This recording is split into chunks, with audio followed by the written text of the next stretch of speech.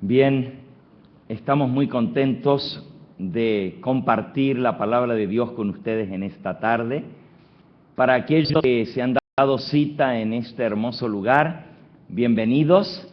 Para aquellos que se unen a nosotros a través de la transmisión, a través de la pantalla, sean también bienvenidos y que las bendiciones del Señor les alcancen donde quiera que ustedes están. Vamos a pedir la dirección del Señor al abrir su santo libro. Los que puedan acompañarme de rodillas, vamos a arrodillarnos. Los demás pueden inclinar su rostro en el lugar donde están.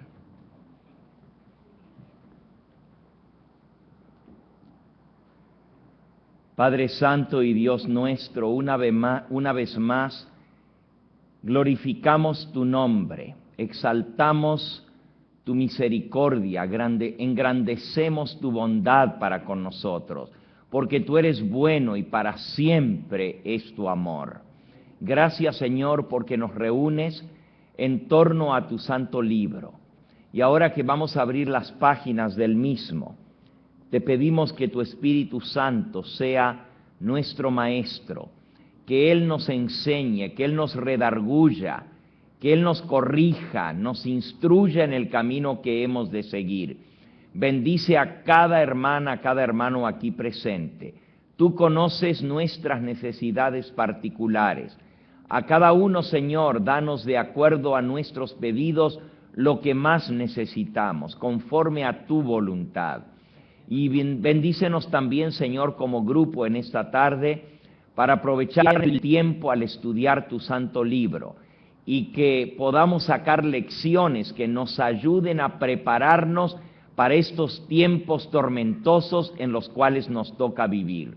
Bendice a cada hogar aquí representado y danos la dicha un día de poder estar así como estamos aquí juntos en el reino de los cielos, todos los que estamos aquí con nuestros amados. Te entregamos pues este servicio en tus manos para gloria tuya, y te pedimos que tú nos hables a través de tu santo libro. Lo suplico en el nombre precioso de Cristo Jesús, mi Salvador. Amén.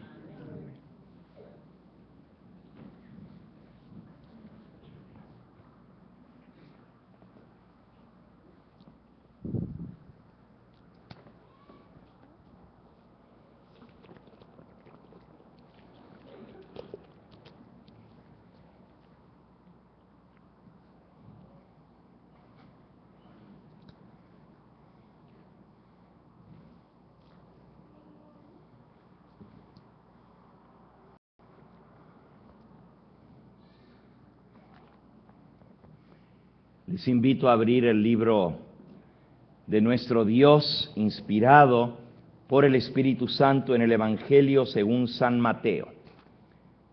Vamos a buscar en el capítulo 24 de San Mateo.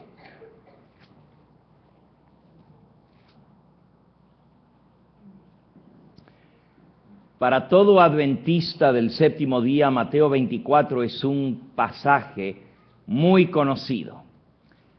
Es el último sermón de Cristo, la amonestación del Señor Jesús y las señales que habrían de suceder justo antes de su venida.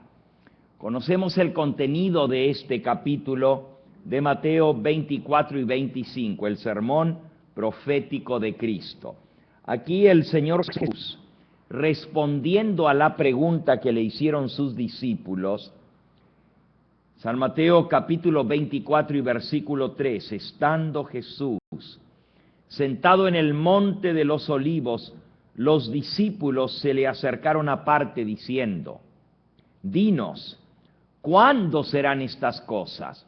¿Y qué señal habrá de tu venida y del fin del mundo? Respondiendo Jesús les dijo, mirad que nadie os engañe, porque vendrán muchos en mi nombre diciendo, yo soy el Cristo, y a muchos engañarán. Y oiréis de guerras y rumores de guerras. Mirad que no os turbéis, porque es necesario que todo esto acontezca, pero aún no es el fin, porque se levantará nación contra nación y reino contra reino, y habrá hambres y pestes y terremotos en diferentes lugares, y todo esto será principio de dolores. Si todo esto que está sucediendo hoy en día, terremotos, desastres, hambres, pestilencias, guerras, engaño por doquier, maldad, Jesús dijo que esto sería principio de dolores. ¿Qué más puede venir para que sea peor que esto? La crisis por la cual está pasando el mundo es una crisis que está sacudiendo hasta el corazón mismo de la sociedad. Nunca antes se había visto tanta necesidad, aún en los países ricos, aún en los países pudientes, como lo son los Estados Unidos de Norteamérica.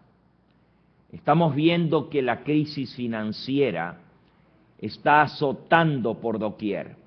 Yo acabo de regresar esta semana de Europa. La situación allá no está mejor, está peor aún que en los Estados Unidos. Estuvimos en Portugal y allá nos contaban el índice de desempleo ha llegado a niveles nunca antes conocidos. 1 de cada 4 personas que está en posibilidades de trabajar y que estaba empleado hace 2 años atrás, 1 de cada 4 está desempleado. O sea, el 25% de desempleo en el Portugal. La crisis económica está asustando a las naciones, los estadistas, los hombres de negocios, los grandes del mundo, los jefes de gobierno.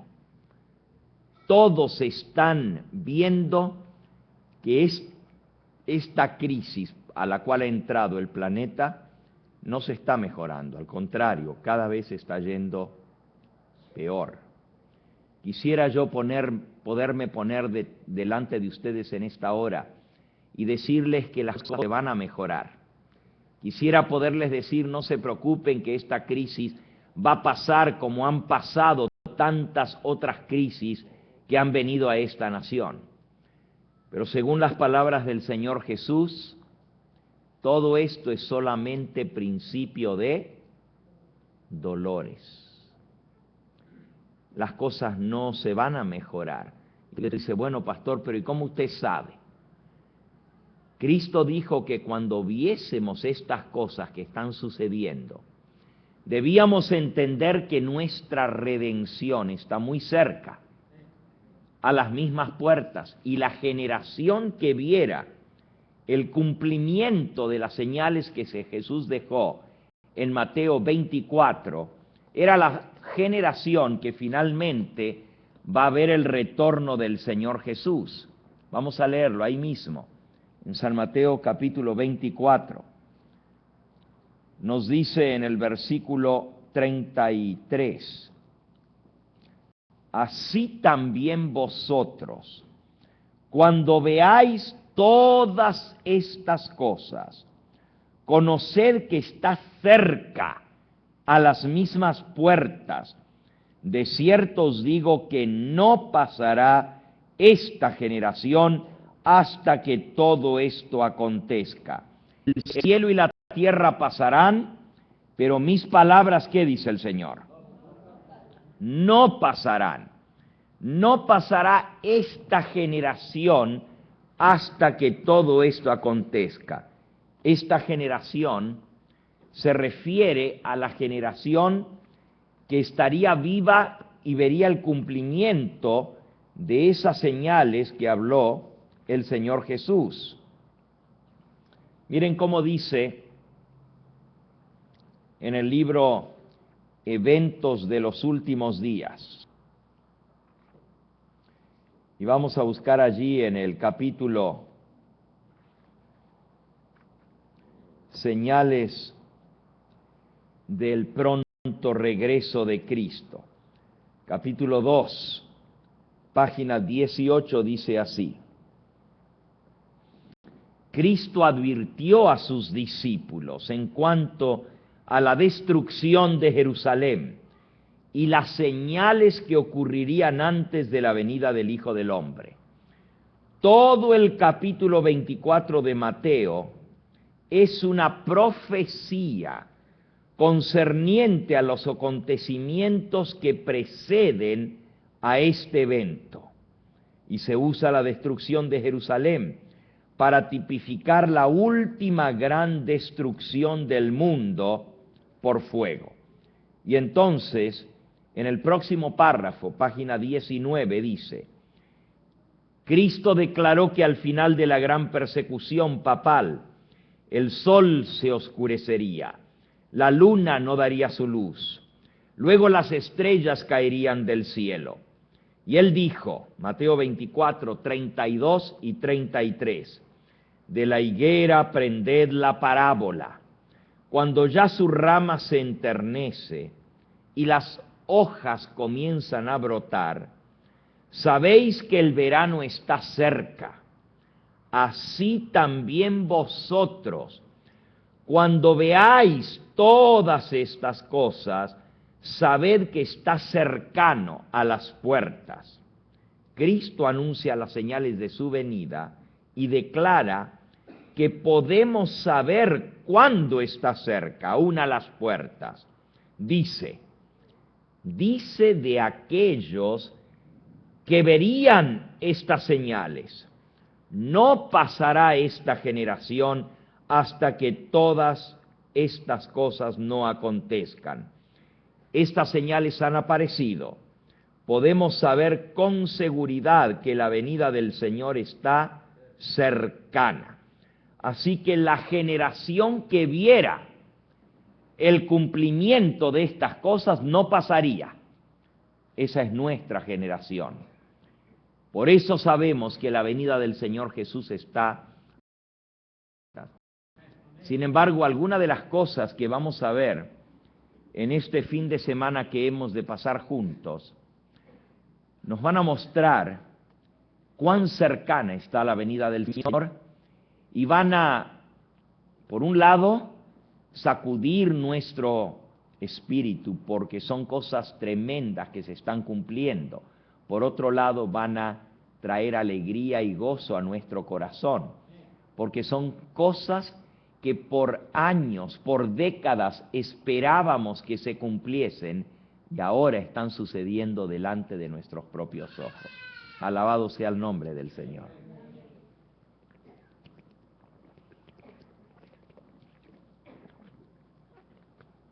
Vamos a ver cuáles son algunas de estas cosas que están preocupando al mundo entero y especialmente a los que saben de estas cosas.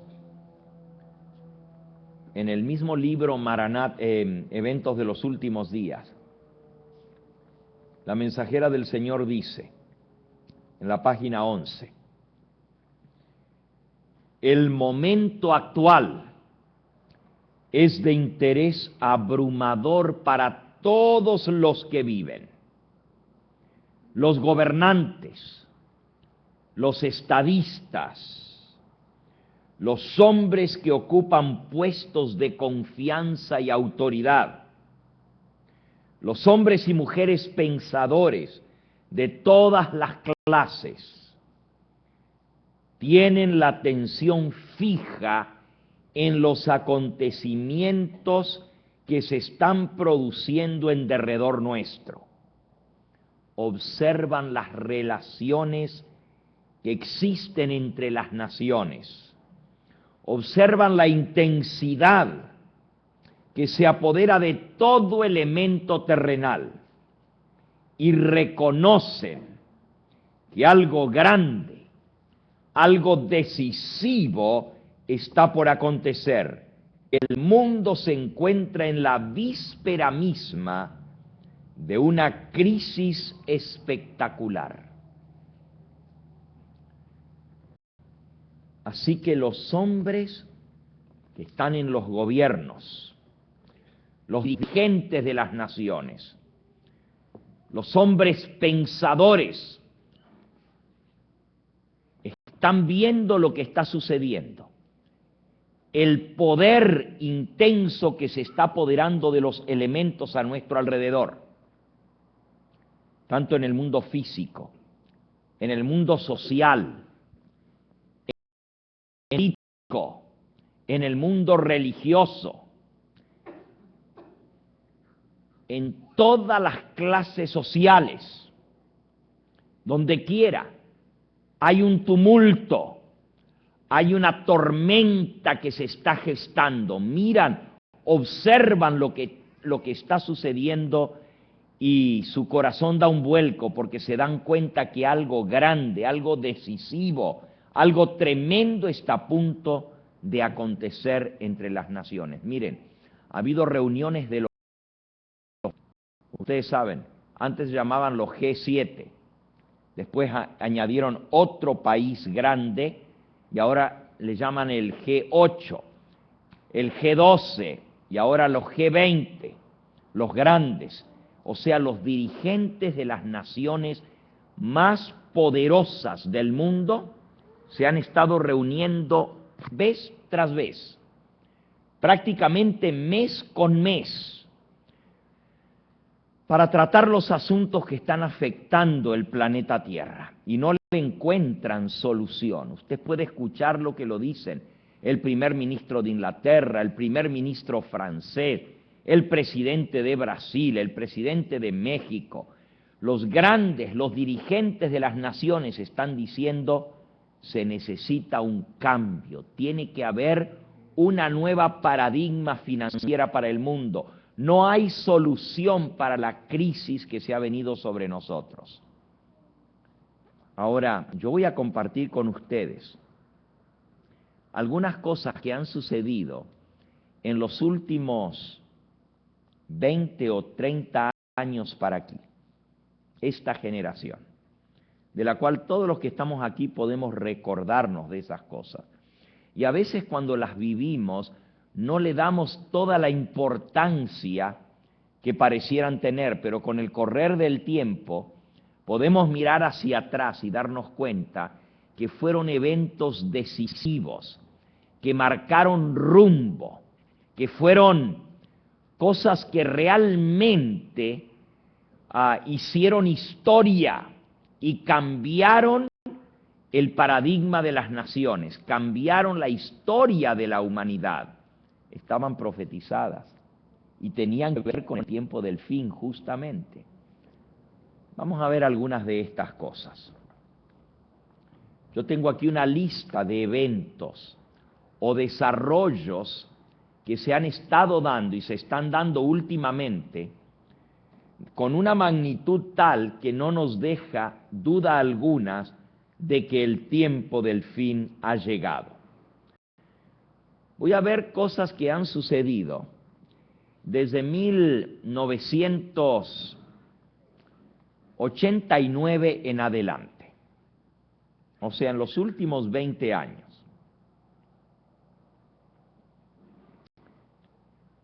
En primer lugar,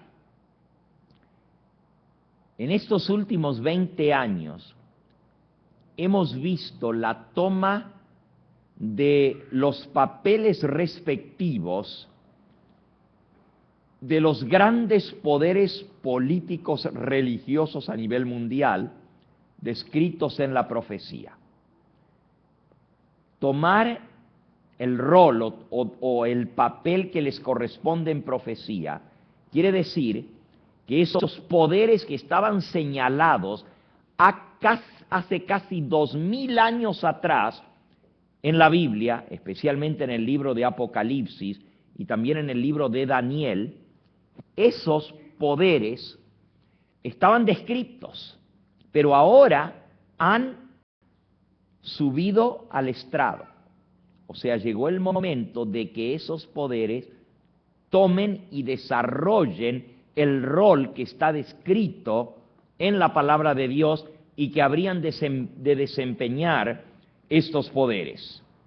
Apocalipsis capítulo 13 nos habla de dos superpoderes mundiales. Dos. Apocalipsis 13. Y vamos a leer un poquito allí. Entonces vamos a ver cómo esto está en aras de un cumplimiento total.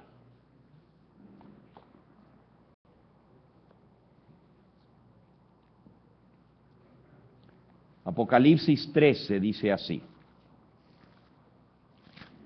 versículo 1.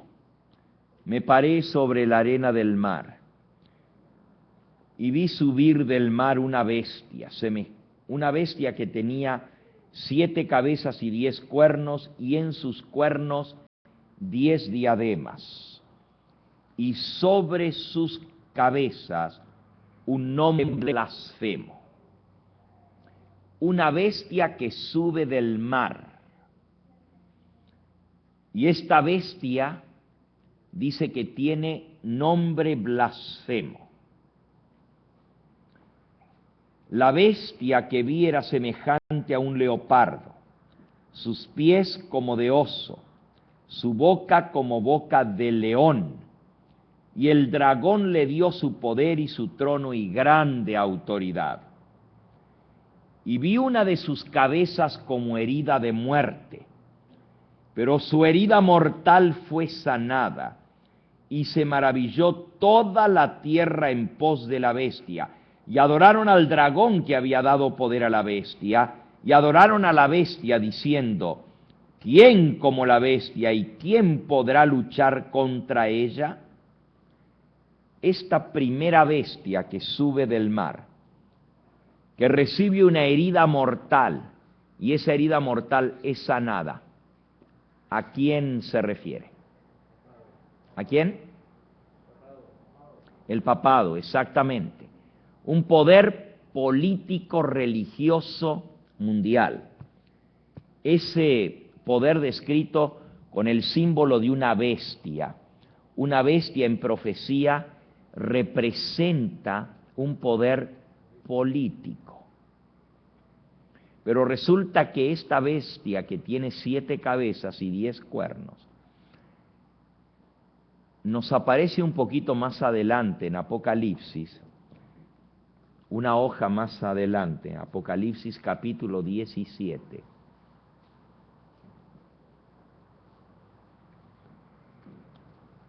Y nos dice que esta bestia tiene un jinete, y vamos a ver quién es el jinete de la bestia. Versículo 7. El ángel me dijo, ¿por qué te asombras? Yo te mostraré el misterio, te diré el misterio de la mujer y de la bestia que la trae, la cual tiene las 7 cabezas y los 10 cuernos. El ángel dice, te voy a decir el misterio de la bestia y de la mujer que está sentada arriba de la bestia. La bestia tiene 7 cabezas y 10 cuernos. Versículo 8, la bestia que has visto era, y no es, y está para subir del abismo e ir a perdición.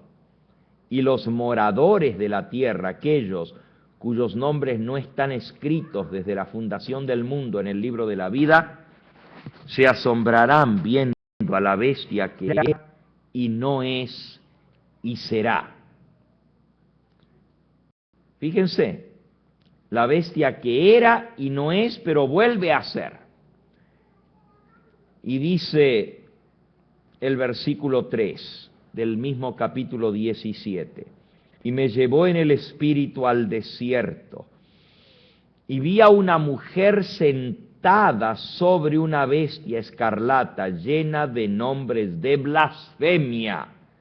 La bestia tenía 7 cabezas y 10 cuernos, y la mujer que estaba montada arriba estaba vestida de púrpura y escarlata, estaba adornada de oro, de piedras preciosas y de perlas, y tenía en la mano un cáliz de oro, lleno de abominaciones y de la inmundicia de su fornicación, y en su frente tenía escrito un nombre, un misterio: Babilonia la grande, la madre de las rameras y de las abominaciones de la tierra.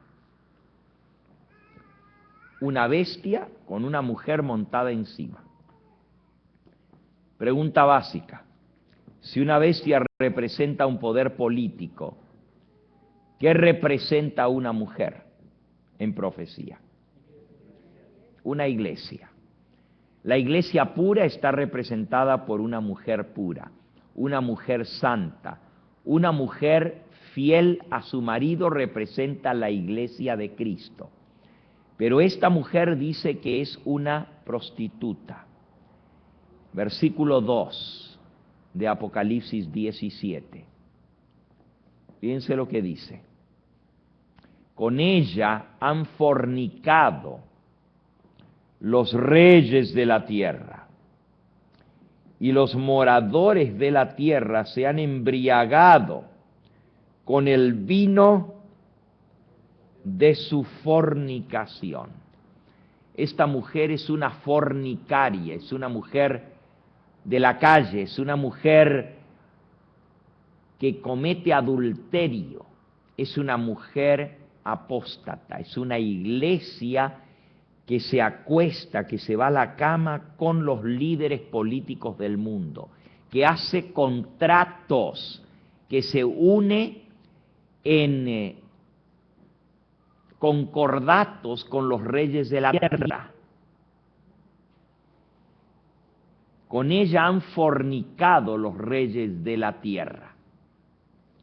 Los líderes políticos del mundo han hecho alianza con esta mujer que está montada arriba de la bestia. Así que es una bestia manejada por una iglesia, un poder político que está unido a un poder religioso. Gracias, aquí tengo, hermana. Sí, aquí tengo. Gracias.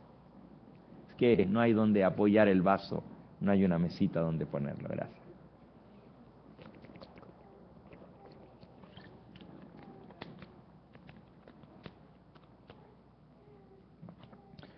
Muy bien, entonces la primera bestia que vemos representa el poder político del papado. Y este poder político recibió una herida de muerte, pero la herida mortal fue sanada y toda la tierra se maravillaría en pos de este poder de la bestia. Ahora, amigos,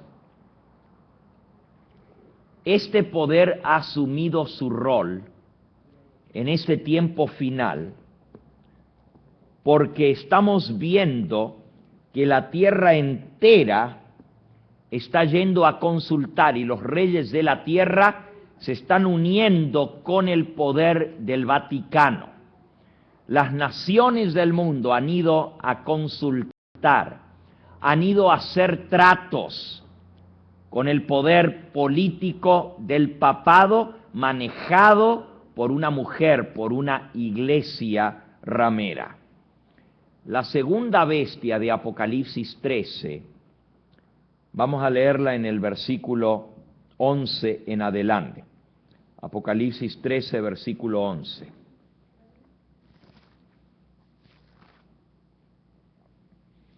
Después vi otra bestia que subía de la tierra. Tenía 2 cuernos semejantes a los de un cordero, pero hablaba como dragón. Aquí aparece otro poder político religioso, en la arena profética. La primera bestia subía del mar, la segunda bestia subía ¿de dónde? De la tierra. ¿Qué representa esta bestia que parece mansa como un cordero, pero que luego habla como dragón? ¿A quién representa? ¿Qué poder? Muy bien, los Estados Unidos en la profecía. Según Apocalipsis 13, iba a haber 2 superpoderes mundiales en este tiempo del fin: el papado y los Estados Unidos. Y lo interesante de todo esto es que iban a trabajar de común acuerdo y se iban a dar la mano. Cuando usted lee de otras bestias en la historia, Por ejemplo, en el libro de Daniel encontramos nosotros 4 bestias, ¿se acuerdan? La primera era un león, Daniel capítulo 7. La primera era un león, la segunda era un oso, la tercera era un leopardo y la cuarta era una bestia espantosa. Esas bestias representan poderes políticos, imperios que han gobernado las naciones. Pero para que una bestia surgiera, la otra tenía que desaparecer. Por ejemplo, el león representa a Babilonia, pero para que viniera el oso y tomara el poder mundial, Babilonia tenía que caer. Para que Grecia, que es la tercera bestia, tomara el dominio del mundo, se necesitaba que Medo-Persia cayera. O sea, una bestia eliminaba a la otra, un poder político eliminaba al otro. Pero aquí, en este caso, los Estados Unidos no iba a eliminar la otra bestia, sino que iban a ser contemporáneos. ¿Cómo? Oh, gracias, sí. Estos dos poderes iban a trabajar de común acuerdo, iban a ser no solo contemporáneos, sino que iban a ayudarse mutuamente. Fíjense Apocalipsis capítulo 13, dice el versículo 12, ejerce toda la autoridad de la primera bestia en presencia de ella, y hace que la tierra y los moradores de ella adoren a la primera bestia cuya herida mortal fue sanada. Los Estados Unidos va a ejercer su poder, su hegemonía, su influencia y su autoridad en presencia de la otra bestia. O sea, no iba a desaparecer una bestia para que surja la otra. Iban a trabajar de común acuerdo. Y luego dice que hace que los moradores de toda la tierra le rindan homenaje, adoren a la primera bestia cuya herida mortal fue sanada. Hermanos, aquí se nos está hablando de que Estados Unidos va a usar su poder y su influencia política en el mundo para hacer que los habitantes de la tierra adoren y respeten y obedezcan al papado.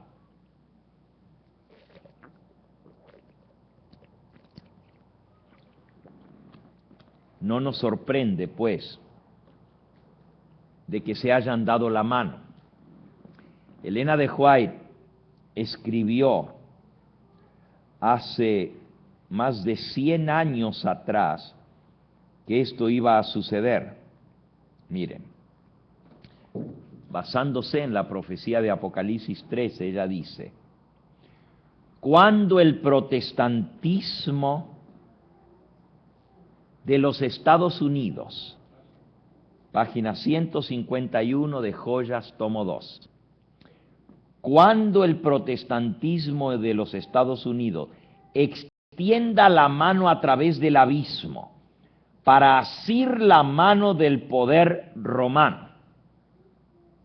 Fíjense, extiende la mano para darse la mano el protestantismo de los Estados Unidos, Washington, con el Vaticano, el poder romano, para asir la mano del poder romano. Y cuando se incline por encima del abismo para darse la mano con el espiritismo, cuando bajo la influencia de esta triple unión, nuestro país repudie todo principio de su constitución como gobierno protestante y republicano y haga provisión para la propagación de las mentiras y seducciones papales, entonces sabremos que ha llegado el tiempo en que se verá la asombrosa obra de Satanás y que el fin está cerca.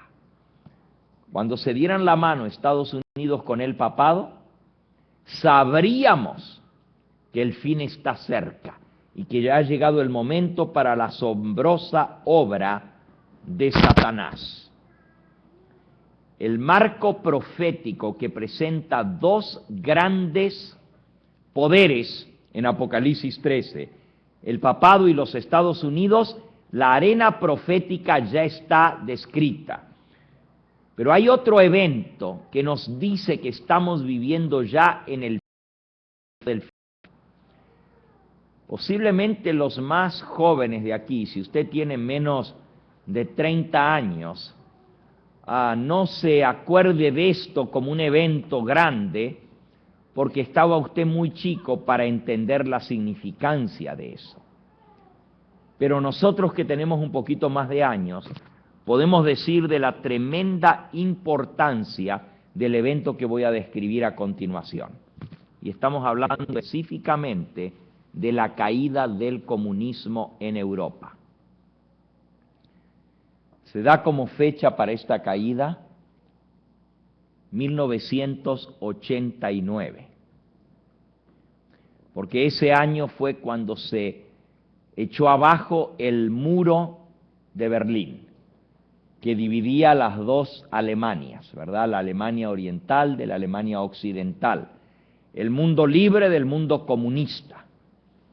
Había un muro y las familias habían quedado separadas, unas a un lado de Alemania y otras a otro. La misma nación, el mismo poder. Había familias que tenían personas de un lado de la muralla de Berlín y del otro lado de la muralla, y estaban totalmente aislados, no había comunicación entre ellos. Ahora fíjense cuán importante es esto.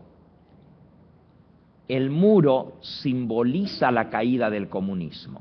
Y ustedes saben que por años, por décadas, por decenios, hablaba de la amenaza que era Rusia y el bloque soviético contra el Occidente y los Estados Unidos. Yo me crié en ese ambiente. De niño yo me acordaba de la Guerra Fría, ¿no es cierto?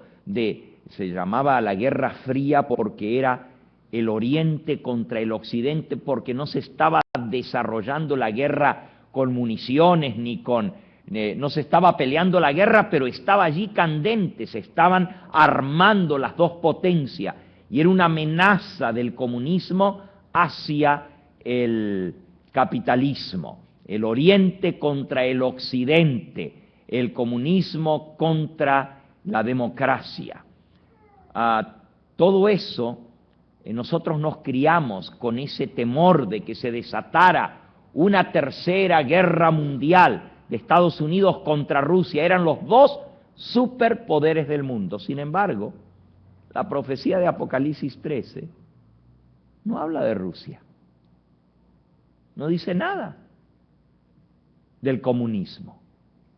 Solamente habla del papado y de los Estados Unidos, dos superpoderes.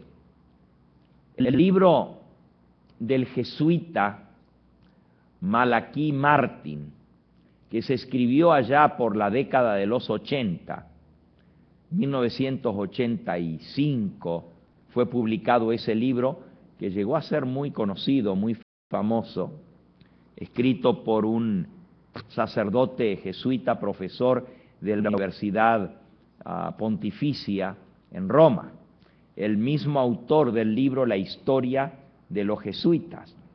Este hombre, un gran pensador católico, describía la lucha por el dominio mundial y decía que había tres superpoderes: Estados Unidos, Rusia y, por supuesto, el Vaticano. Él, siendo católico y jesuita, decía que el único que tenía el derecho de gobernar al mundo era el Papa.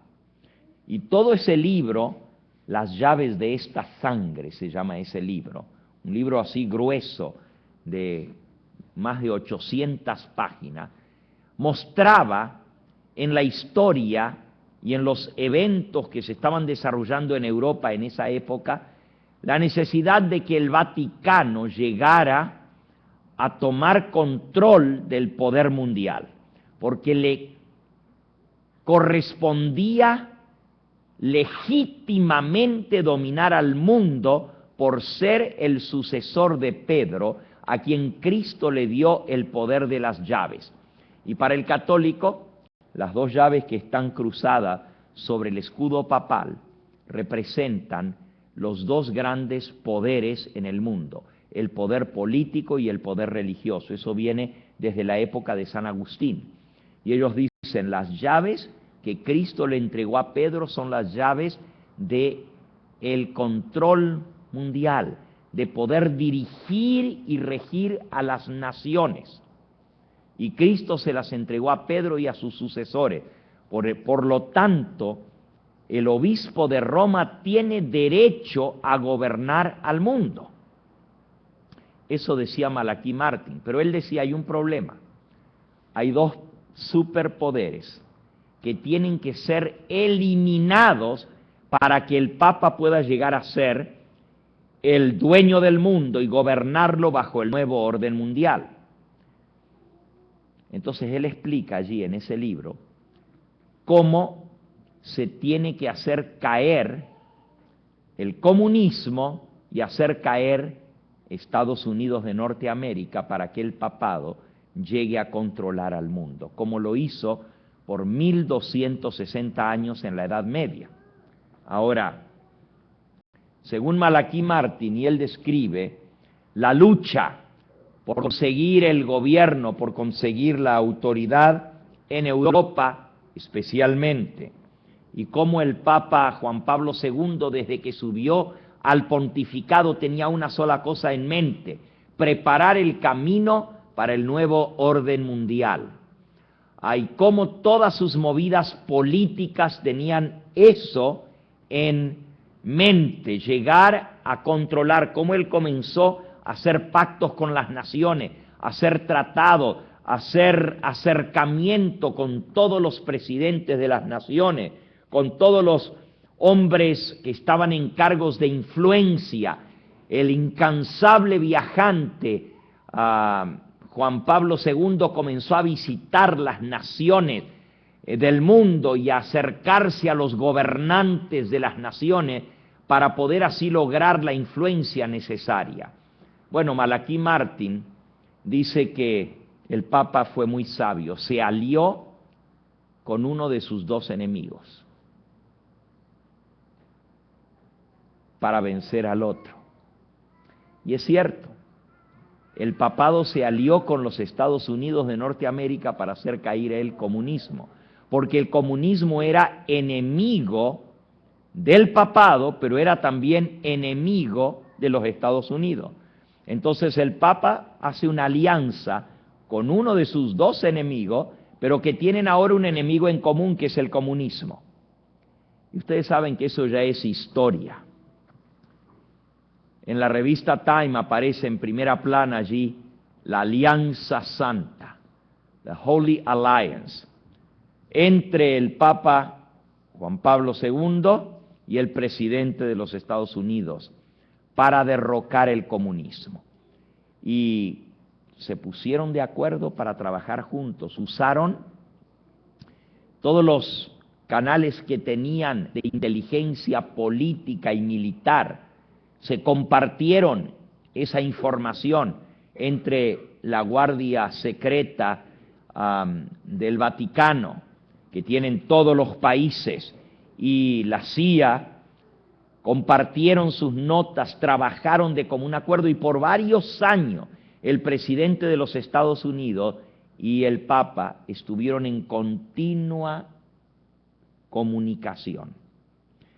Es más, en otro libro que salió después de la muerte de Juan Pablo II, que se llama Su Santidad, y es la biografía de Juan Pablo II por el biógrafo oficial del Vaticano, Marco Politi, el que llevaba la historia del Papa y todo lo que él hacía, y ahora escribe su libro de biografía.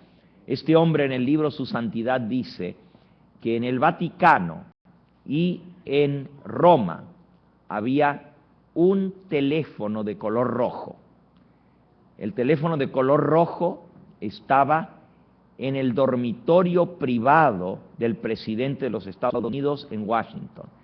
Y el teléfono de color rojo estaba en el dormitorio privado del Papa en el Vaticano. Era una línea directa entre Washington y la Santa Sede. Lo único que tenía que hacer el presidente de los Estados Unidos para hablar con el Papa era simplemente levantar el tubo y automáticamente estaba sonando en Washington. Cuando el presidente de los Estados Unidos quería hablar con el Papa, nomás levantaba él el auricular de ese teléfono y ya tenía la línea sonando directamente con el Vaticano. Incluso cuenta en ese libro de biografía una historia un poquito simpática. Dice que sin querer una persona que estaba haciendo el aseo en el dormitorio del presidente de los Estados Unidos, una trabajadora, una mucama, sin querer descolgó el auricular y ella escuchó una voz, entonces se acercó el auricular y no era nada más ni nada menos que la voz del Papa que estaba diciendo: sí, señor presidente. Imagínense, nomás limpiando se le cayó el auricular del teléfono y cuando escuchó la voz se lo puso y el Papa estaba hablando al otro lado con solo haber descolgado el teléfono. Ese tipo de comunicación directa tuvieron, y eso lo pueden leer en el libro oficial de la biografía de Juan Pablo II. Y ahí incluso dice, la mayoría de la gente no tiene una idea de cuánta comunicación había. Algunos pensarán que era solamente cuando se encontraban en tal o cual lugar y tenían sus reuniones secretas. No era así, continuamente estaban compartiendo opiniones, viendo cómo hacer para lograr su propósito de desboronar el bloque soviético. Y el Papa polaco comenzó por Polonia. Fortaleció el movimiento revolucionario dentro de Polonia. Solidaridad se llamaba el movimiento de Waleska, y les dio todo el apoyo con sus amigos aliados de los Estados Unidos. Le pusieron a su disposición todo lo que necesitaba para que se hiciese fuerte ese movimiento, y finalmente el primer país que cayó, cayó del bloque soviético, que se libertó del bloque soviético, fue Polonia. Con la ayuda de los Estados Unidos hicieron desmembrar, o sea, separar a Polonia del resto del bloque soviético, y de allí siguieron las demás naciones hasta que finalmente el comunismo cayó en Europa. Ahora, este desarrollo es sumamente interesante porque estaba predicho en la profecía y nos indica que es el comienzo del tiempo del fin. Daniel capítulo 11, versículo 40. Daniel capítulo 11, versículo 40. Dice, pero al cabo del tiempo, o para ser más específicos, en el hebreo dice, pero en el tiempo del fin, el rey del sur contenderá contra el rey del norte, y el rey del norte se levantará contra él como una tempestad, y lo hará caer. El rey del norte es el papado, en Daniel capítulo 11, el rey del sur es el comunismo. Y dice que el rey del norte atacaría al rey del sur, entraría en su tierra, inundaría y pasaría. El cumplimiento de esta profecía fue justamente la caída del comunismo en manos del papado o por influencia del papado, y con la ayuda de los Estados Unidos. Y ahí los últimos versículos de Daniel capítulo 11 en adelante describen los últimos eventos relacionados con los Estados Unidos y con el papado, cosas que están cumpliéndose ahora mismo. Lo interesante de este versículo es que dice, en el tiempo del fin sucedería esto. Justamente la caída del comunismo marca ese tiempo del fin.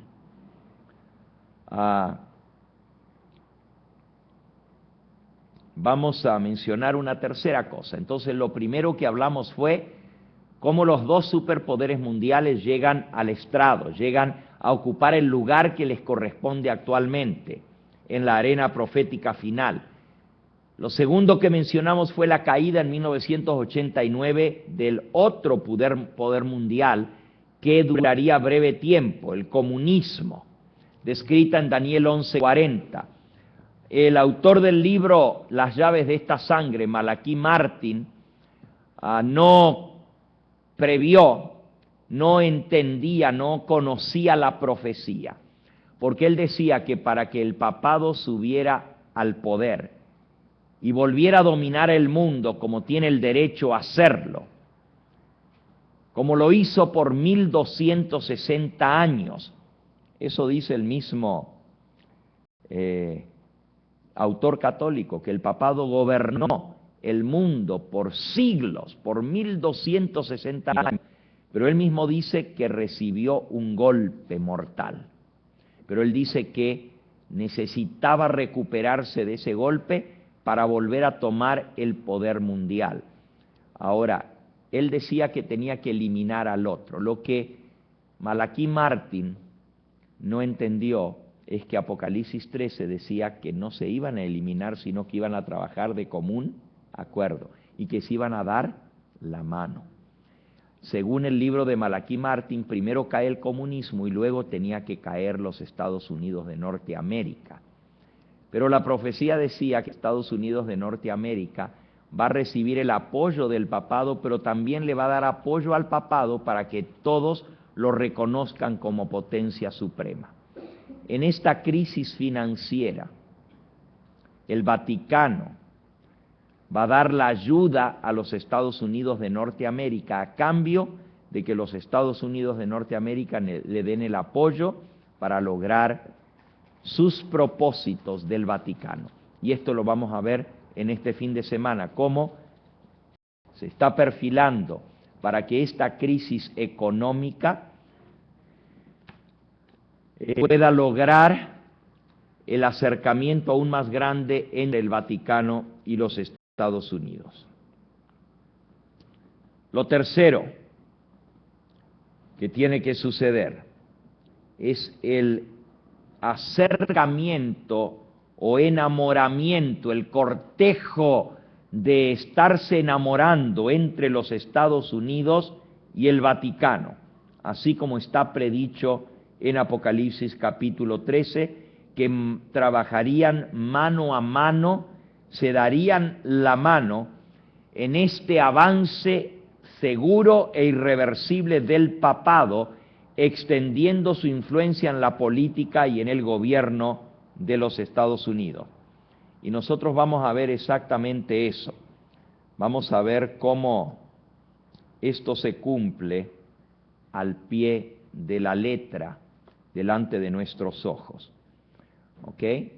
Hemos visto hasta ahora 3 desarrollos. Vamos a entrar a ver algunos más impresionantes todavía.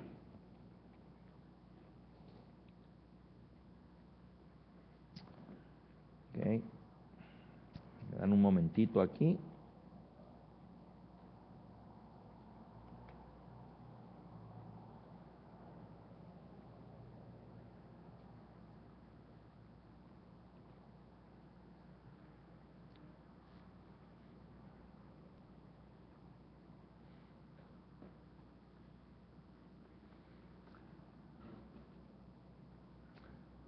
Una de las cosas que han impresionado al mundo últimamente ha sido el avance y la cantidad de desastres naturales que se atribuye al calentamiento global. Ustedes saben que han aumentado los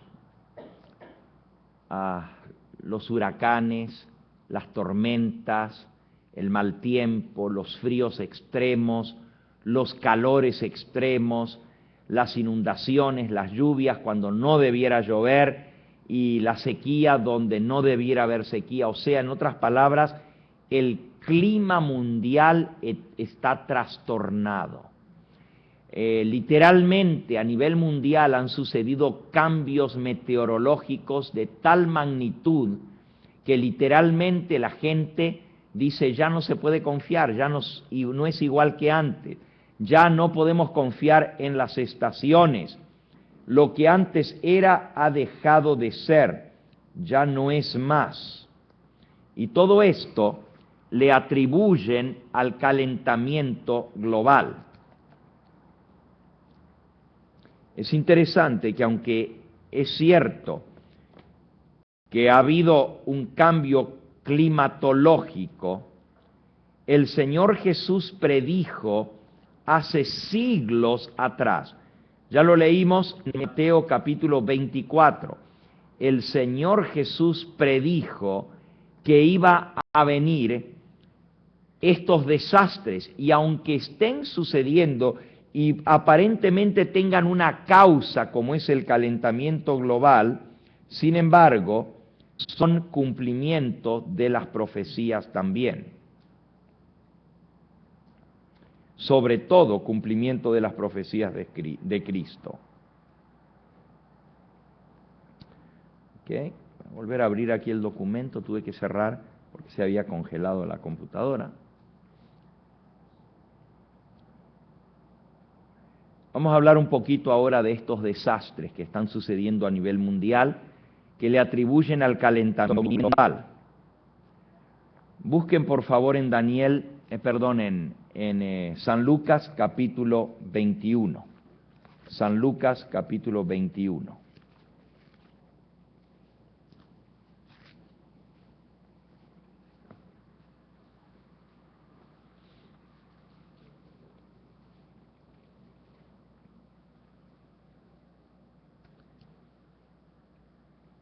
La pregunta nuevamente es, Señor, ¿qué señal habrá de tu venida cuando estas cosas estén para ocurrir? Dice en el versículo 7. Y él les responde, este es un pasaje paralelo del mismo sermón, mirad que no seáis engañados, porque vendrán muchos en mi nombre, versículo 8, diciendo, yo soy el Cristo, y el tiempo está cerca, mas no vayáis en pos de ellos. Cuando oigáis de guerras y de sediciones, no os alarméis, porque es necesario que estas cosas acontezcan, pero el fin no será inmediatamente. Entonces les dijo, se levantará nación contra nación y reino contra reino, y habrá pestes y hambres, habrá grandes terremotos, dice el versículo 11, y en diferentes lugares hambres y pestilencias, y habrá terror y grandes señales en los cielos. Y en el versículo 25, habrá señales en el sol, en la luna, en las estrellas, y en la tierra angustias de las gentes, confundidas a causa del bramido del mar y de las olas, desfalleciendo los hombres a causa del temor y la expectación de las cosas que vendrán sobre la tierra, porque las potencias de los cielos serán conmovidas. Si ustedes notan aquí, se menciona una palabra que ha llegado a ser la descripción de esta década. Cristo dijo en el versículo 11, habrá terror. De ahí viene el término o el vocablo terrorismo. Habrá terror, terrorismo. Y grandes angustias en las gentes, confundidas, asustadas, aterrorizadas, desfalleciendo los hombres por el temor y la expectación de las cosas que sobrevendrán en la tierra. Aquí habla acerca de una histeria colectiva de las naciones, un terror de las cosas que están sucediendo. Justamente en esta década que estamos terminando, del 2000, va a pasar a la historia como la década del terrorismo. Se abre la década con el famoso ataque a las Torres Gemelas, al Pentágono. Hoy en día mucha gente ha llegado a la conclusión de que este fue algo que fue planeado y fue un trabajo interno, desde adentro en los Estados Unidos, por muchas cosas que suceden. Sin embargo, esto trajo una reacción o un resultado sumamente tremendo a nivel de los Estados Unidos y del resto del mundo. Trajo el terror al terrorismo. O sea, hoy en día la gente vive asustada. Para todo es el terrorismo. Y bajo el título de terrorismo, literalmente, se han logrado destruir las libertades individuales y los derechos constitucionales. Ustedes saben que después del ataque de las Torres Gemelas el 11 de septiembre del 2001, en menos de una semana se aprobaron leyes que habrían de quitar los derechos constitucionales de los ciudadanos en los Estados Unidos que fuesen sospechosos o acusados de terrorismo. Las famosas leyes patrióticas, que le dan autoridad suprema al presidente de los Estados Unidos para poder tomar medidas drásticas en protección a la nación, donde se puede encarcelar a cualquier persona por sospechoso de terrorismo sin tener que llevarlo ante un juez para dar la orden, donde se puede confiscar sus bienes, se puede allanar la morada, se puede intervenir los teléfonos sin permiso, se puede rastrear a una persona, entrar en sus cuentas privadas, todo lo que antes estaba protegido bajo las leyes del individualismo y las libertades y los derechos constitucionales se acabó de pronto.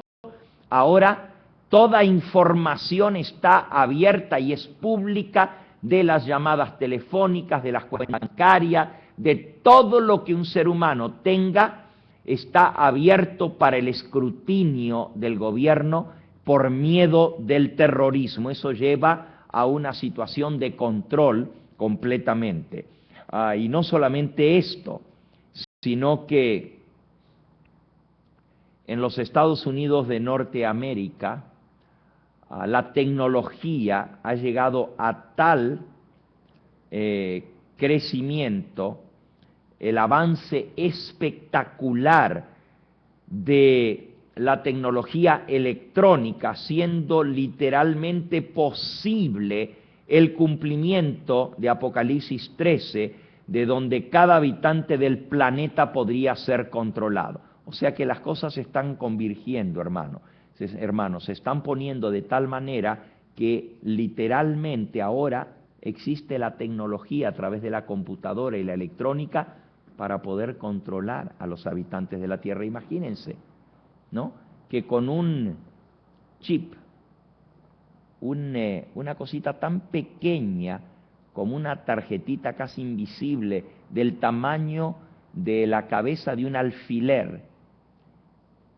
lo pueden implantar y pueden rastrear dónde esa persona está. Nosotros estuvimos en Europa ahora y bueno, justamente estábamos comparando los pasaportes con mis hijos, porque yo tengo un pasaporte más antiguo que se expira en el 2011, el de mi hijo menor lo sacó más recientemente, pero él ya viene con el chip implantado. O sea que el pasaporte, igual que las licencias nuevas de manejar y todo lo demás, tiene un sistema de poder localizar a la persona. El gobierno de los Estados Unidos dice que eso es para que si una persona es raptada o una persona le roban su documento, que puedan rastrear el documento a ver quién lo tiene. Pero en realidad es una manera de saber por dónde está cada habitante del país. Con su licencia de manejar o con su pasaporte, pueden saber exactamente cuándo entraron, cuándo salieron, dónde fueron, en qué lugar estuvieron, y hay un registro en la computadora que va rastreando esa señal, y entonces ellos dicen que eso es para proteger del terrorismo, para poder contra las personas de los lugares donde han estado, etc. Todo eso bajo el terror del terrorismo, el miedo al terrorismo, se han roto o se han violado todos los derechos individuales de los habitantes de esta nación. Así que el movimiento, el avance de la tecnología. Hemos visto ya varias cosas, todavía no hemos llegado a las cosas más importantes y más impresionantes que se han dado. Estoy dando el trasfondo de grandes acontecimientos que se han cumplido en los últimos 20 años. Dijimos, primero, Estados Unidos y el Vaticano llegan al poder prominente, llegan a ser potencias únicas, sin rivales en el mundo. Segundo, la caída del comunismo en 1989. Tercero, el enamoramiento entre el Vaticano y los Estados Unidos, dándose la mano y trabajando de común acuerdo. Entonces, cuarto, vimos el terrorismo y los efectos que esto ha tenido para el control y la pérdida de las libertades individuales, especialmente en los Estados Unidos. Luego vimos el avance de la tecnología, haciendo literalmente posible el cumplimiento de que todo habitante del planeta sería controlado. Señales inequívocas en el mundo físico también, o sea, terremotos, desastres, huracanes, tormentas, cambios climáticos sin precedentes, incendios, inundaciones, tsunamis, que se multiplican cada vez más y cada vez se hacen más abarcantes, más desastrosos, cobrando miles, literalmente millares de vidas humanas. Imagínense el tsunami que azotó hace algunos años atrás, en el 2005. Ese gigantesco tsunami o ola gigantesca que entró, cobró más de 250.000 de vidas. Estamos hablando que en cuestión de 3 minutos perdieron la vida más de 250.000 personas, fueron barridas de su existencia en 3 minutos. Nunca antes se había visto un desastre de tal magnitud. Terremotos han cobrado muchas vidas. Ha habido terremotos en que han muerto más de 100.000 personas, pero este tsunami es el desastre más grande en la historia de la humanidad. La Biblia decía, desfalleciendo, dijo el Señor Jesús, los hombres por la angustia de las gentes confundidas, por el bramido del mar y de las olas. Qué interesante que aquí se menciona las olas como algo que traía o traería temor, angustia y expectación y terror en las naciones. Los eventos o los acontecimientos a nivel del mundo físico, como son los desastres, como ya mencionamos, que han ido haciéndose cada vez más grandes y más desastrosos, son una de las señales inequívocas de la generación en que estamos viviendo. El aumento de las enfermedades, las epidemias, la contaminación ambiental, el calentamiento global, todas estas cosas estaban dichas por el Señor Jesús. Miren, ahora se está hablando de la fiebre porcina. Yo no sé si Dios va a permitir otra vez que suceda lo que ya pasó, pero la última vez que hubo un brote de lo que ahora se conoce como la fiebre del cerdo, la fiebre porcina, que supuestamente tuvo su origen en México, pero esa no es verdad tampoco. Fue en el año 1918. El mismo virus H1N1, que se ha comprobado ahora que son mutaciones de una fiebre aviática, o sea, de las aves, de los animales, y se ha mezclado con genes de los seres humanos y se ha transmutado para formar el nuevo virus. O sea que este virus actual que está causando esta influenza, esta epidemia de enfermedad de la fiebre porcina, tiene materia genética de animales, del puerco, de aves y del ser humano. Exactamente el mismo virus con la misma composición y con los mismos tres elementos humanos, de las aves y de animales, se presentó en el año 1918. En el mes de abril, justamente en la primavera, fueron los primeros brotes de lo que se llegó a conocer como la influenza en 1918. Una gripe, la gripe porcina.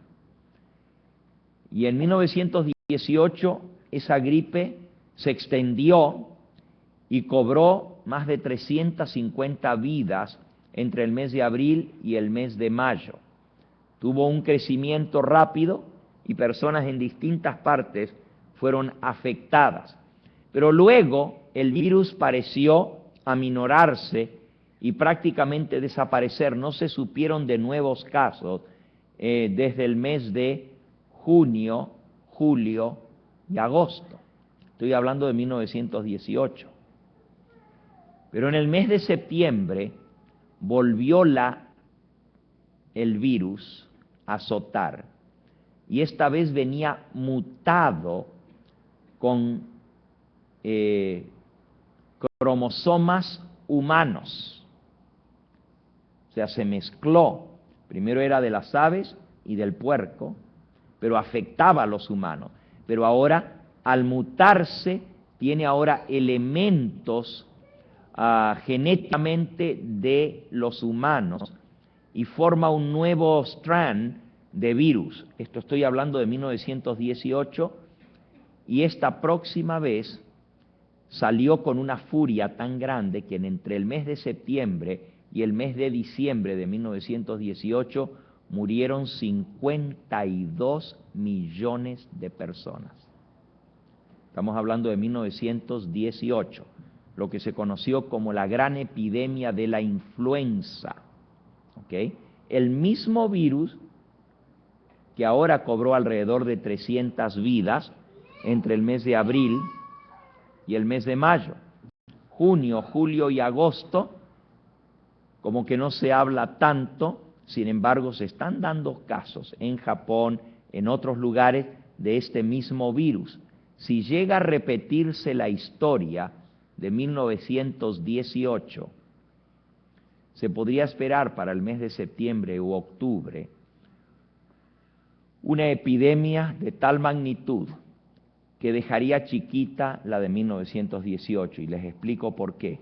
En 1918, el 75% de la población del mundo vivía en zona rural. Solamente un 22% vivía en las grandes ciudades.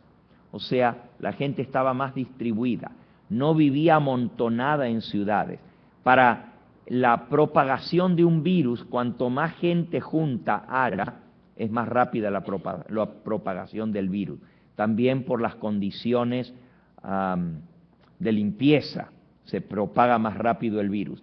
Actualmente el 90% de la población mundial vive en zonas urbanas, en grandes conglomerados.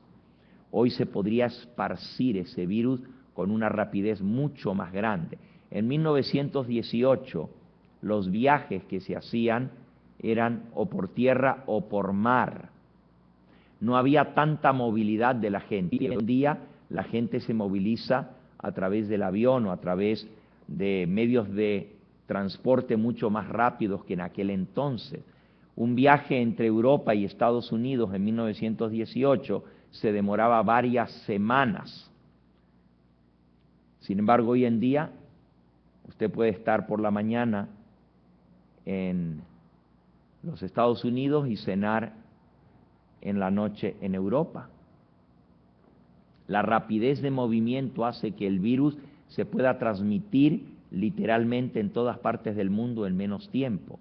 No sabemos si Dios lo va a permitir o no, pero ya de por sí la aparición de este virus que parecía erradicado en 1918, pero que se está dando actualmente otra vez, hace pensar que puede venir una epidemia de tal magnitud que estaría sumamente difícil controlarlo. Lo cierto es que el gobierno de los Estados Unidos y los gobiernos de otros países se están preparando para una crisis grande con respecto a asuntos de enfermedad. Los hospitales, los centros de atención de emergencia están siendo equipados, se está dando entrenamiento especial para atender a multitudes. O sea, el gobierno de los Estados Unidos espera que algo grande venga, aunque no lo están diciendo para no traer el pánico a la gente, pero ellos están preparando para algo grande, para algún desastre, ya sea natural o epidemia, o algún ataque terrorista que pueda afectar a millones de personas, porque han dado instrucciones para poder atender una emergencia tal.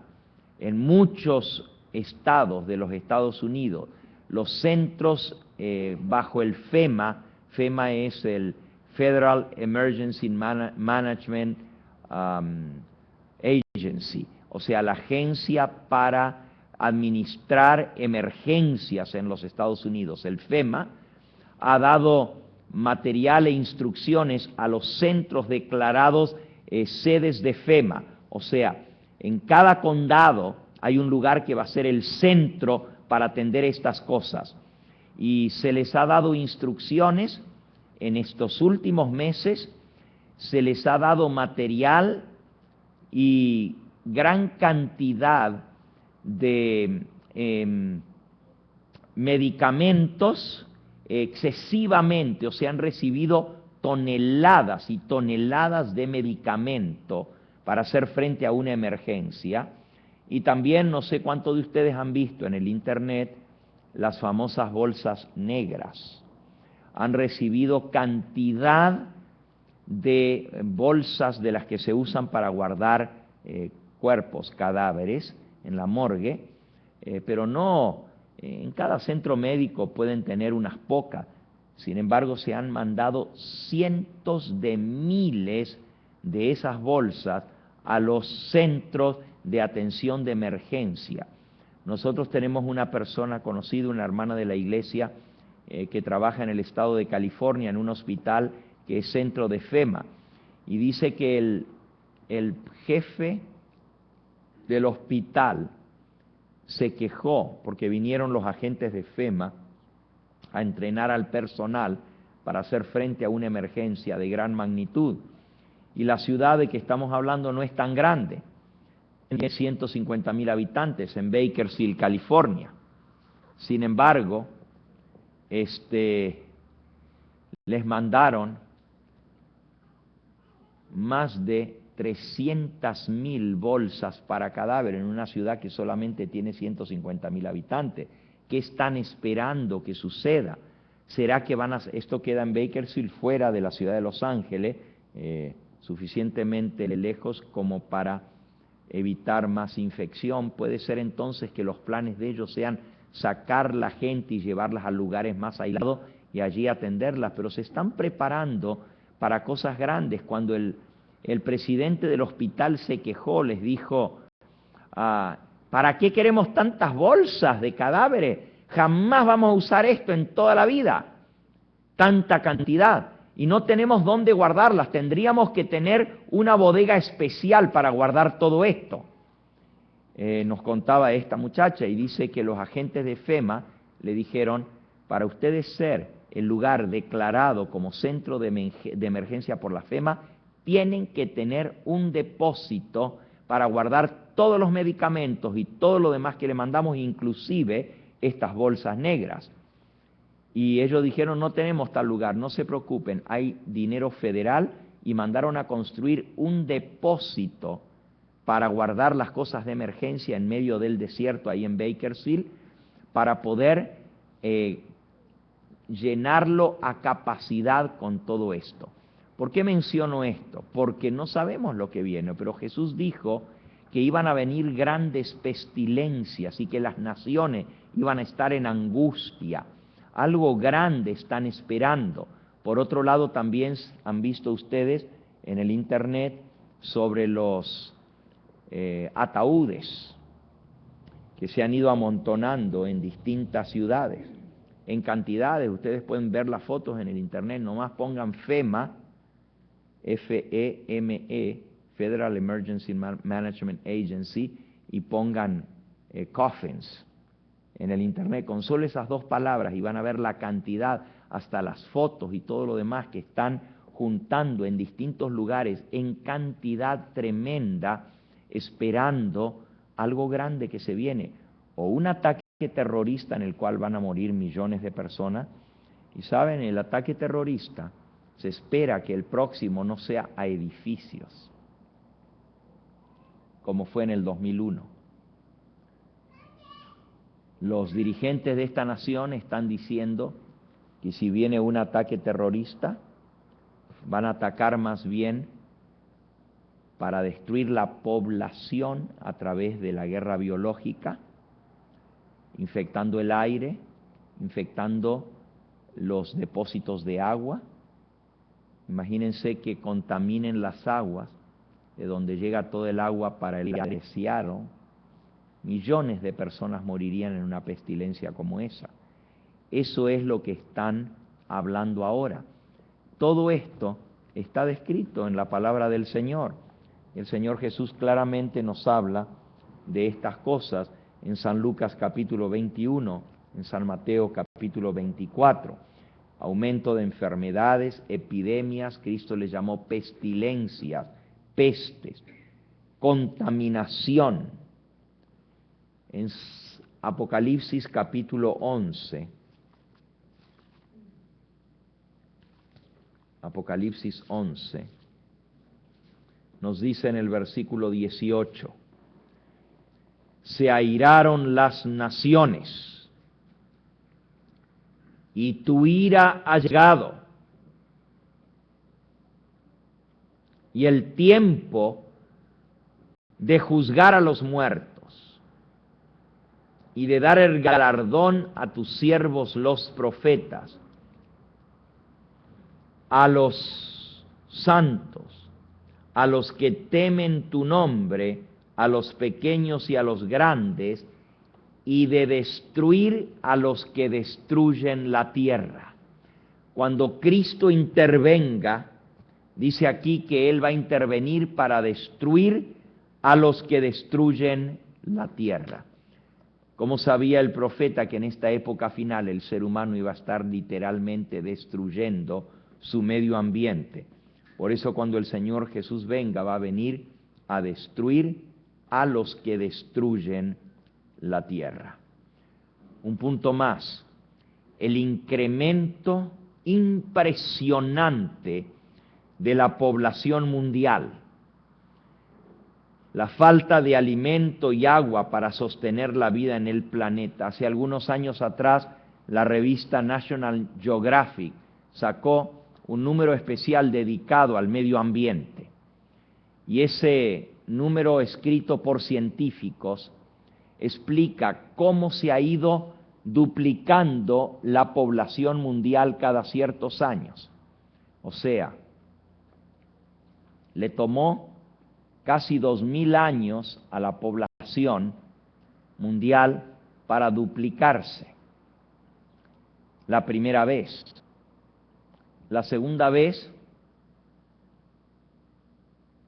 le tomó menos de 200 años para duplicarse. La tercera vez que se duplica la población mundial le toma menos de 50 años. Y la cuarta vez, que es la actual en que estamos, ahora tenemos 6.500 millones de habitantes en el planeta, le tomó tan solo 8 años volverse a duplicar. Si esto se vuelve a repetir y se va bajando la cifra, significaría que quedaría para el año 2016, habría tantos habitantes en el planeta Tierra que literalmente no habría suficiente alimento ni agua para mantener la vida en el planeta Tierra. Los científicos están diciendo esto. Dicen que si no se para el crecimiento de la población, el hombre va a haber crecido tanto la población mundial que no va a poder sostener la vida en este planeta. No va a haber suficiente agua. Ya escasea el agua, ya escasea. Solo porque nosotros vivamos en un lado del mundo donde tenemos abundancia, no debemos olvidarnos que de cada 5 personas que viven en el planeta Tierra actualmente, 4 no están recibiendo suficiente alimento y 3 se acuestan todas las noches con hambre. De cada 5 habitantes del planeta Tierra, 3 personas se acuestan con hambre. Y 4 no están recibiendo suficiente alimento adecuado para mantener una salud adecuada. O sea que nosotros estamos entre el 20% de la población que sí recibe lo suficiente de alimento. Somos 1 de cada 5. Y sin embargo, los Estados Unidos es el país donde hay mayor cantidad de alimento. Es desproporcional con el resto del mundo. Aquí se tira la comida. Y entonces, como nosotros vivimos aquí, no nos damos cuenta del hambre que hay en otros lugares. Hermanos, hay países donde literalmente la gente se come las cortezas de los árboles, se come las hojas de los árboles, los yuyos, las raíces, todo lo que encuentran por el hambre tan grande que hay, y finalmente los dejan para morir. Los más afectados en esto son los niños. En la India, por ejemplo, así como aquí pasan los camiones recolectores de basura para recolectar la basura que ponemos fuera, y casi siempre la basura es mucha comida que se tira también. En la India pasan los camiones recolectores cada mañana antes de la salida del sol por las grandes ciudades de la India, como son Bombay, Nueva Delhi y otras, las grandes metrópolis. Pasan los camiones de basura recogiendo los cadáveres en la calle de la gente que se murió de hambre la noche anterior. Todos los días recogen entre 1.000 y 1.500 cadáveres solamente en Nueva Delhi, capital de la India. Cada día del año. Multiplique eso, 1.500 por 365 días del año, y vas a ver cuánta gente se muere de hambre solamente en un país. Es cierto que es el segundo país más poblado del mundo. Después de la China sigue la India, con la cantidad de gente que tiene. Pero aún así, en un país del mundo se mueren cientos de miles de personas por desnutrición, por hambre. Y nosotros aquí tenemos abundancia de comida. Por eso no nos damos cuenta que las palabras del Señor Jesús se están cumpliendo literalmente. Habrá pestes y hambres en diferentes lugares. Otra cosa que impresiona, y son señales del tiempo del fin, lo podemos leer allí en San Mateo capítulo 24 nuevamente. Dice el Señor Jesús en Mateo 24, versículo 12. y por haberse multiplicado la maldad, el amor de la mayoría se enfriará, mas el que persevere hasta el fin, éste será salvo. Y nuevamente, en el versículo 37, como fue en los días de Noé, así será la venida del Hijo del Hombre, como fue en los días de Noé. ¿Y cómo era en los días de Noé la maldad? Dice Génesis capítulo 6 y versículo 5. Y vio Jehová que la maldad de los hombres era mucha en la tierra, que todo designio de los pensamientos del corazón de ellos era de continuo solamente hacia el mal. Y se arrepintió Jehová de haber hecho el hombre en la tierra y le dolió en su corazón. Y dice el versículo 11, se corrompió la tierra delante de Dios. Estaba la tierra llena de violencia. Y miró Dios la tierra, y aquí que estaba corrompida, porque toda carne había corrompido su camino sobre la tierra.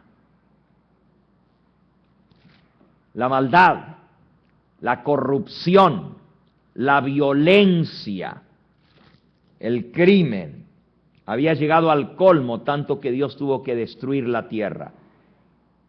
Y Jesús dijo, como fue en los días de Noé, así será en los días del Hijo del Hombre.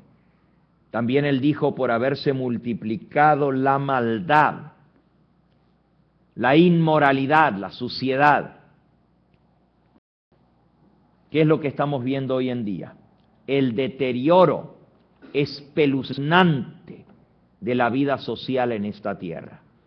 Asesinatos en masa, genocidios, crímenes que literalmente hielan la sangre, la inmoralidad legalizada, el homosexualismo, el lesbianismo. Tal como dijo el Señor Jesús, será como en los días de Noé. Ahora, hermanos, siempre ha habido estos crímenes y esta maldad en el mundo, pero hoy en día la inmoralidad se ha legalizado. O sea, ya legalmente se pueden hacer estas cosas. California fue el quinto estado que aprobó leyes para los casamientos del mismo sexo. Y cuando se aprobó la ley, literalmente vinieron gentes de todas partes de Estados Unidos a casarse en California. Me refiero a personas del mismo sexo. Desde que se aprobó la ley hasta que se acabó la ley, porque fue quitada, fueron 6 meses que duró. Por un referéndum, bueno, me imagino que ustedes saben lo que pasó, ¿verdad? Se lo puso para que el pueblo votara en favor o en contra de la ley, y el pueblo votó en contra de esa ley, y bueno, tuvieron que sacarla. Ahora hay demandas tratando de volver a implantarla, y están tratando de hacerlo a nivel federal. Pero la ley de casamientos del mismo sexo, o sea que era legal para 2 personas ir ante un juez y casarse, duró 6 meses en California. En esos 6 meses se solemnizaron o se legalizaron 198,000 matrimonios. Casi 200,000 matrimonios, todos de gente del mismo sexo, con todos los derechos que conlleva, o sea, derechos a jubilación, derechos a proteger a la otra persona con los seguros médicos, etcétera. Al quitarse la ley, los derechos no se quitan, porque esos matrimonios siguen siendo válidos porque fueron hechos legales. O sea que la persona que se alcanzó a casar durante ese tiempo tiene todos los derechos de por vida, igual que si fueran un matrimonio. Ahora se están llevando a corte los casos de matrimonios homosexuales que están pidiendo poder adoptar niños. Y eso se está llevando ahora a la corte en California, porque para adoptar un niño tiene que ser un matrimonio que pueda adoptar un niño por la ley. Pero como esta gente se casaron y son matrimonios legales en California, ahora dicen que tienen el derecho a adoptar niños. Y hay una contienda en la ley, porque la ley dice que tiene que ser un matrimonio, y en California no son matrimonio los del mismo sexo.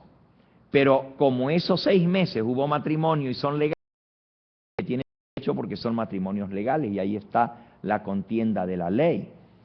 En otras palabras, la inmoralidad está legalizada, no solamente en 5 estados en los Estados Unidos, porque después que California fue quitada la ley, se aprobó en Vermont, así que todavía siguen siendo 5 estados en los Estados Unidos en que el matrimonio del mismo sexo está legalizado. Se está empujando para lograr una ley federal. Hay países del mundo donde el matrimonio homosexual es legal. Holanda fue el primer país en el mundo en aprobar el matrimonio del mismo sexo. Y hay varios otros países en Europa y en otros lugares del mundo donde está legalizado el matrimonio del mismo sexo. En los días de Noé, en los días de Sodoma y Gomorra, Cristo dijo que iba a ser así la venida del Hijo del Hombre. Vean, por ejemplo, en San Lucas, en el capítulo 17. San Lucas, capítulo 17.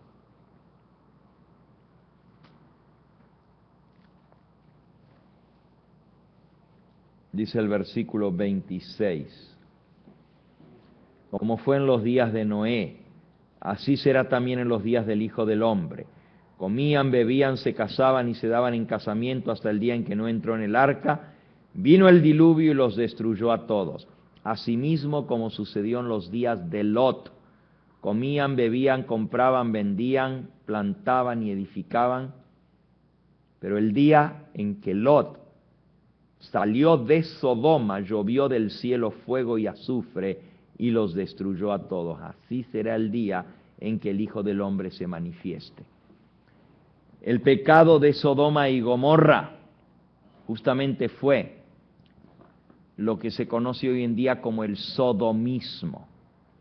El sodomismo es, bueno, cuando ustedes leen en un periódico que un criminal sodomizó su víctima, ¿entienden lo que quiere decir, verdad?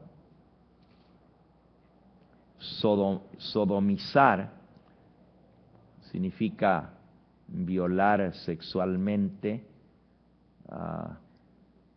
Como hay niños aquí, no voy a entrar en detalles, ¿verdad? Pero el sodomismo es lo que hacen 2 personas del mismo sexo. Ese fue el pecado de Sodoma y Gomorra, y Cristo dijo: así va a ser en los días del Hijo del Hombre. Hay un punto más que es sumamente interesante. Elena de White tiene esta cita, y déjenme buscárselas por un momento. Vamos a tomar un break después de esto, para que ustedes descansen un poquito y yo también, y entonces después vamos a seguir con la segunda parte de este tema. Elena de White dice que hay un pecado que fue junto con otros pecados, pero este fue el pecado más grande que llevó a que la ira de Dios se desatara sobre los antidiluvianos. Ok, les voy a leer la cita aquí.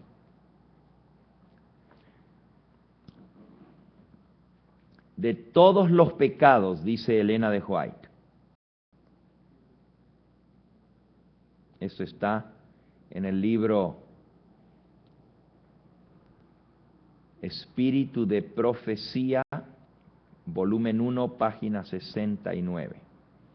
Dice: si hubo un pecado que sobre cualquier otro causó la destrucción de la raza por el diluvio fue el bajo crimen de la amalgamación de hombre y bestia, que borró la imagen de Dios y causó confusión por doquiera.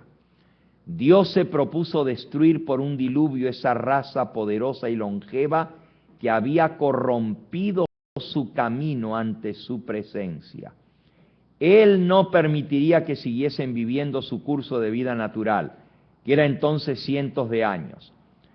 No habían pasado sino unas pocas generaciones desde que Adán había tenido acceso al árbol de la vida.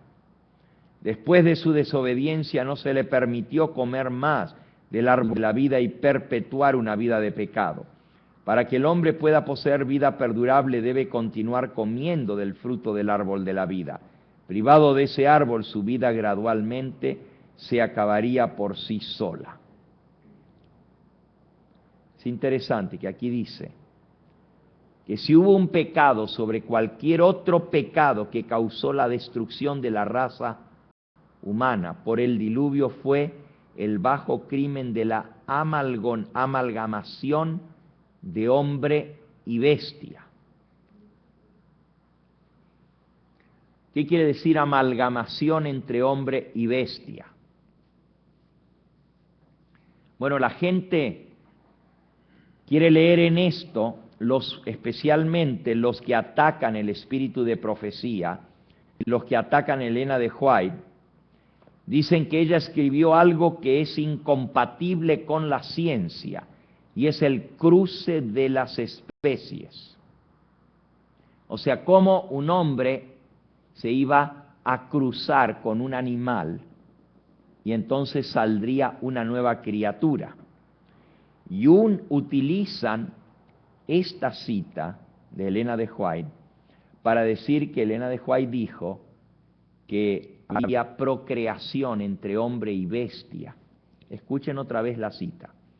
Si hubo un pecado que sobre cualquier otro causó la destrucción de la raza por el diluvio, fue el bajo crimen de la amalgamación de hombre y bestia.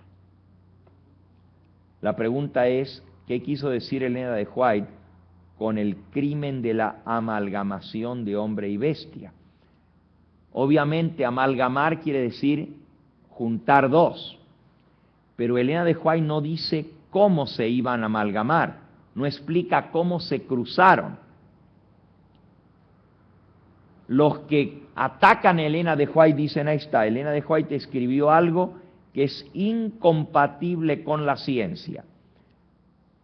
Imagínense cómo se van a cruzar si no se puede, no son compatibles, los genes no son compatibles, eso científicamente es imposible.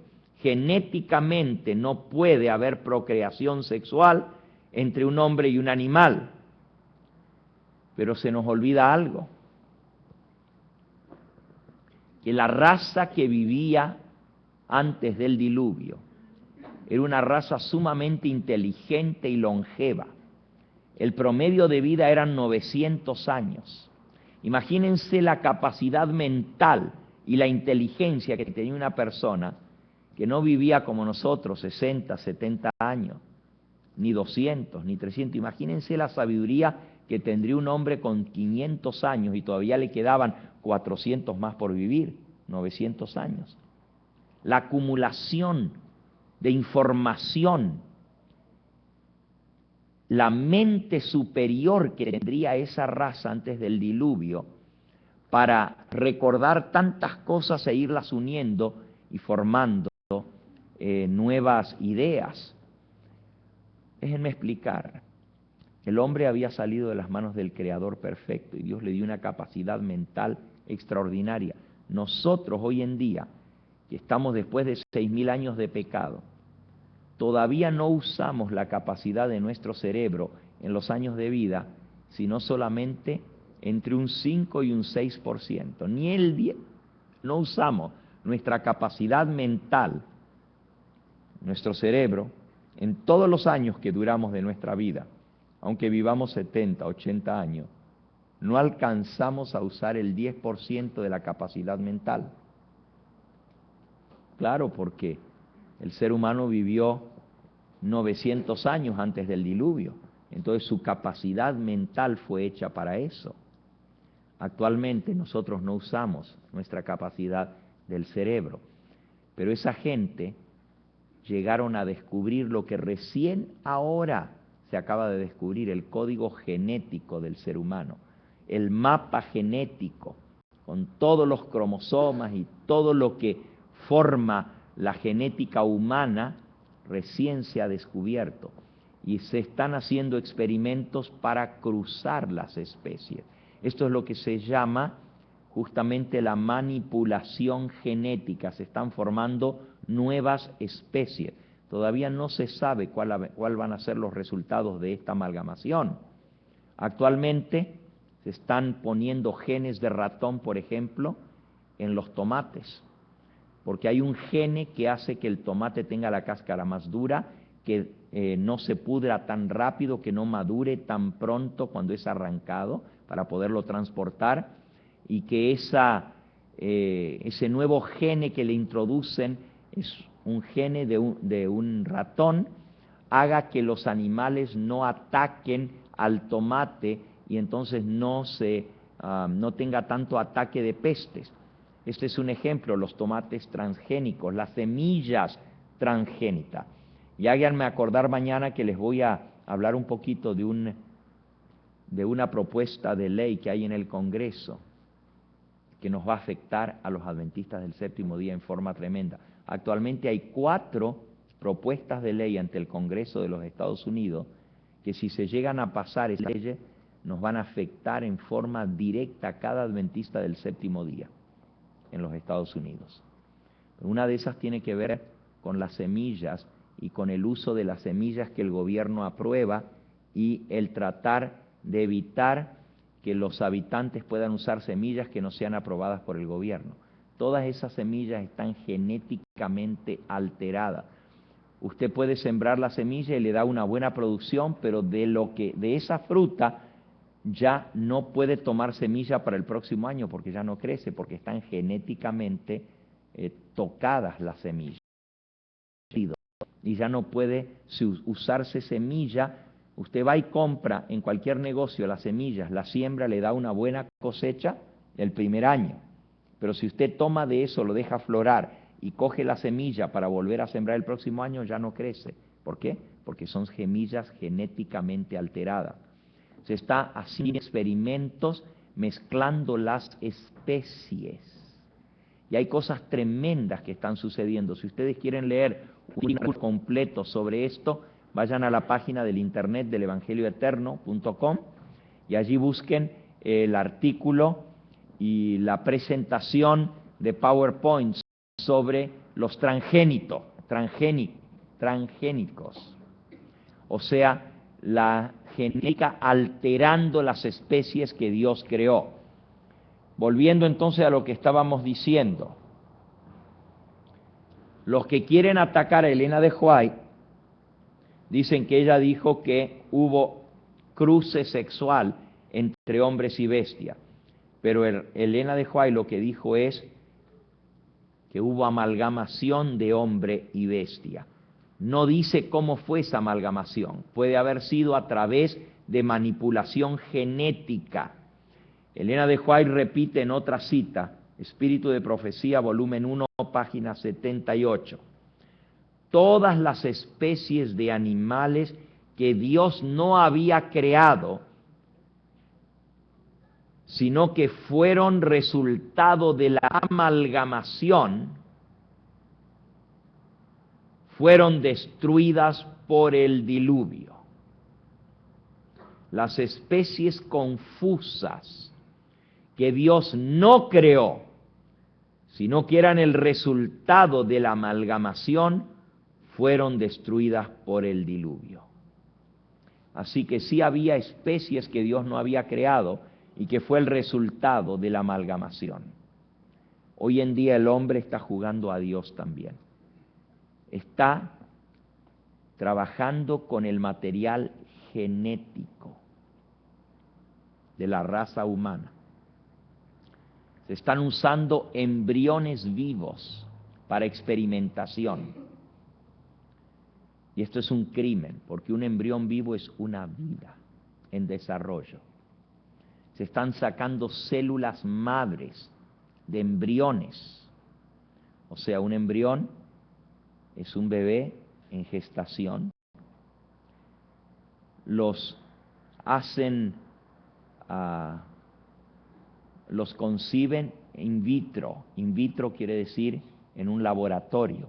Unen un espermatozoide con un óvulo femenino y entonces comienza la reproducción o la gestación de ese bebé, y cuando ya tiene forma, tamaño, manos, pies, cerebro, corazón, el bebé, entonces utilizan el líquido encefalorraquídeo donde están las células madres para la formación de todos los órganos, y están utilizando eso para inyectarlas a pacientes que tienen problemas de riñones dañados, de hígados dañados, de páncreas dañados, y todo eso suena muy bonito, pero para eso se está utilizando material genético humano, se está mezclando material genético humano con genes de otros animales, especialmente el del porcino, o sea, del cerdo, que es compatible en muchos aspectos con el ser humano.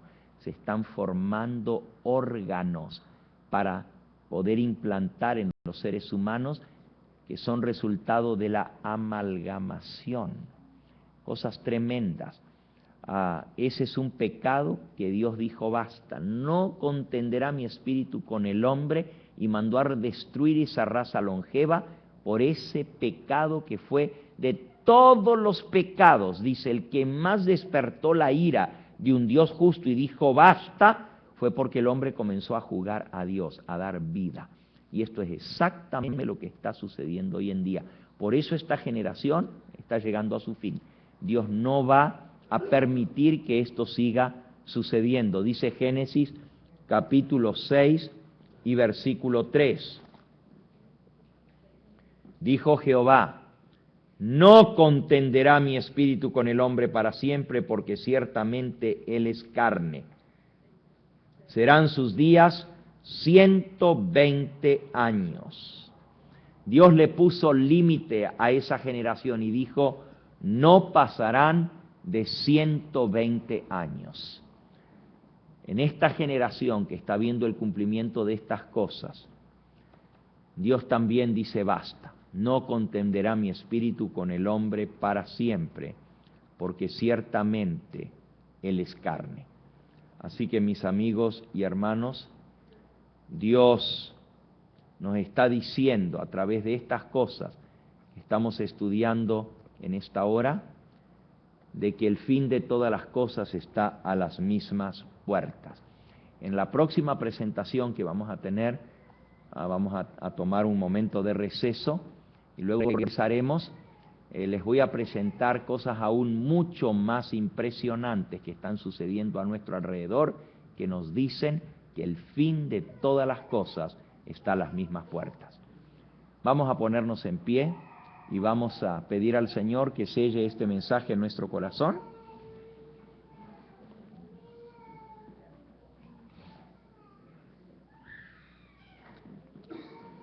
Oremos juntos. Nuestro Padre y nuestro Dios, una vez más te agradecemos por las cosas que hemos visto en tu palabra, las señales que tú dejaste y cómo se están cumpliendo delante de nuestros ojos. Te damos gracias por poder estar vivos en esta generación y saber que esta es la última generación que ha de vivir en esta tierra. Sabemos, Señor, que tu palabra es tan certera y se cumplirá al pie de la letra. Y por eso te pedimos que tú nos ayudes a prepararnos para esa gran crisis que se avecina. Tú dijiste que todo esto que hemos visto es principio de dolores, que vienen cosas aún peores para tu pueblo. Te pedimos que tú nos ayudes a mantenernos fieles y leales. Bendice a esta congregación, bendice a cada persona aquí presente según nuestras necesidades particulares. Y permite, Señor, que este fin de semana pueda traer un reavivamiento en nuestro corazón, que se vea y formas en nuestra vida. Te agradecemos por cada hermano que ha venido a escuchar tu palabra y también por los demás que, aunque no pudieron venir, nos están viendo a través de la pantalla, que tu Espíritu Santo les acompañe a ellos también. Lo pedimos todo en el nombre precioso de Jesús. Amén. ¿Cuánto tiempo tenemos?